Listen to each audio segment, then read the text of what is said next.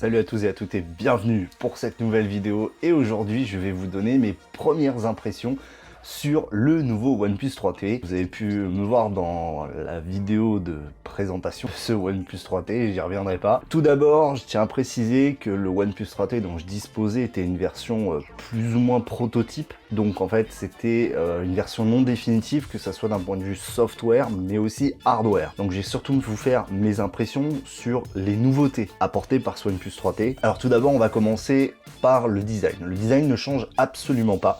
On reste exactement sur ce design très joli finalement et qui a fait son succès, pas très original mais en même temps intemporel.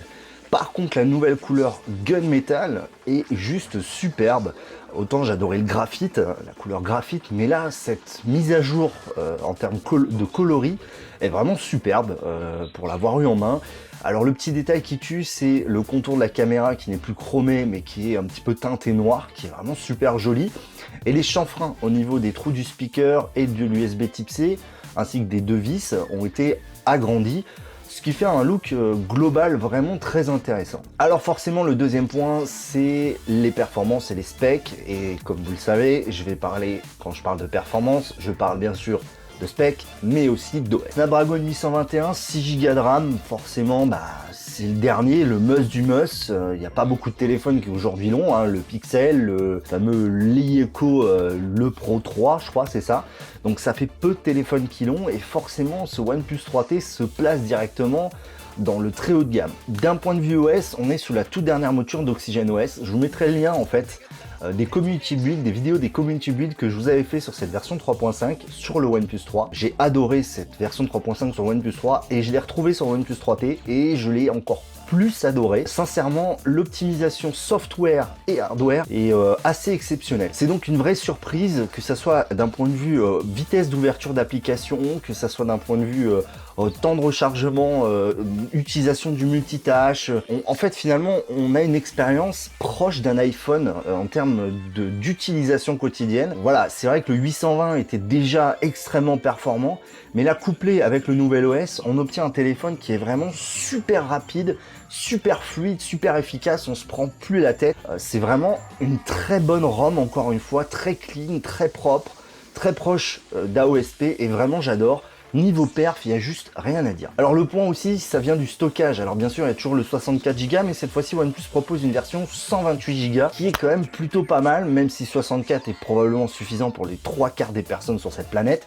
128 Go, c'est un plus pour les hardcore users, un petit peu comme moi. Vient ensuite le point sur la batterie, et ça, c'est le plus gros bump qu'on a eu, puisque la batterie passe à 3400 mAh, ce qui en fait 13% d'augmentation, et je dois dire que niveau autonomie, ça envoie.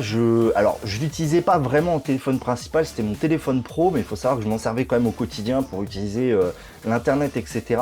Et avec finalement une utilisation assez basique, puisqu'il y avait assez peu de jeux, je faisais quelques petits jeux de temps en temps, des jeux lourds quand même, hein, quelques gros jeux, mais pas très longtemps, un petit peu de Facebook, un petit peu de Twitter, un petit peu de navigation, etc. Je tenais 2 jours en fait, je tiens 2 jours avec.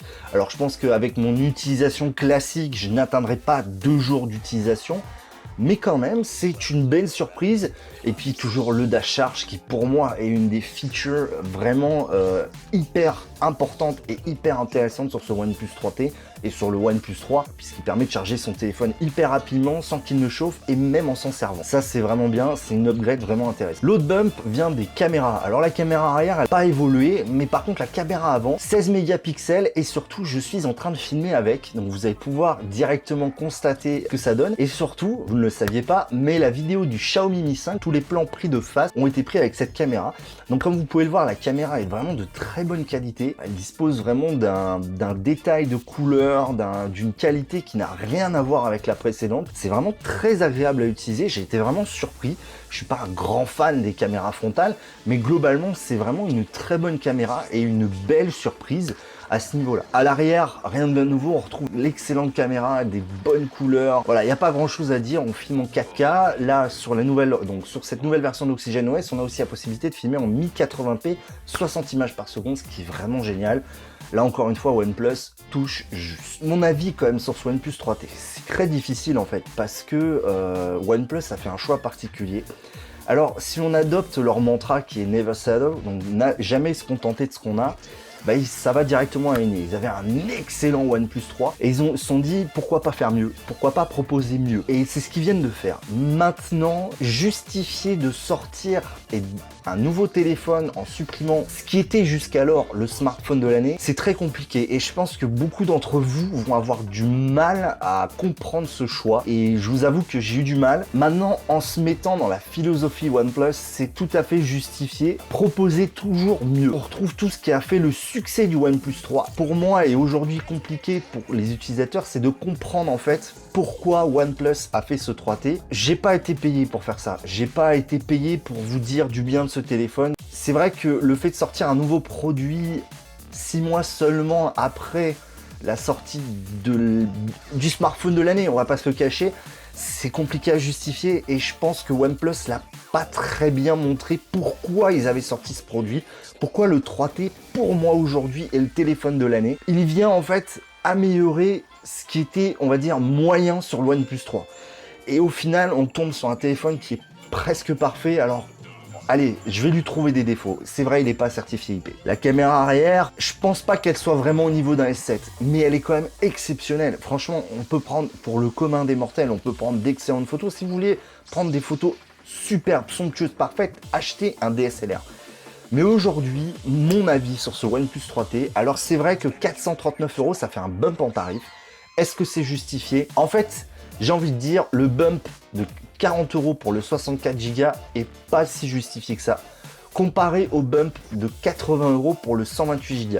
N'oubliez pas que chez Apple, passer de 32 à 128 vous coûte quand même 100 €. Donc, passer de 64 à 128, 80 €, c'est pas déconnant non plus, faut pas l'oublier ça. Et en plus, pour avoir 2 fois plus de capacité, on profite aussi d'un nouveau processeur. Donc en fait, si vous venez d'un OnePlus 3, est-ce qu'il faut acheter le OnePlus 3T? Je suis pas sûr. Sauf si vraiment vous êtes un énorme geek, que vous voulez vraiment le dernier produit, un peu comme moi, si vous voulez vraiment le meilleur produit rapport qualité-prix. Passez directement par contre au 128 Go à 479 €, sinon je vois pas l'intérêt. Si vous n'avez pas le OnePlus 3, si vous êtes un 2, un X, un 1, est-ce que ça vaut le coup? Ouais, clairement. Clairement, pour moi, ce OnePlus 3T, surtout, encore une fois, j'insiste sur la version 128 Go, est un excellent produit. Que ce soit le scanner d'empreinte, l'écran, les performances, l'autonomie.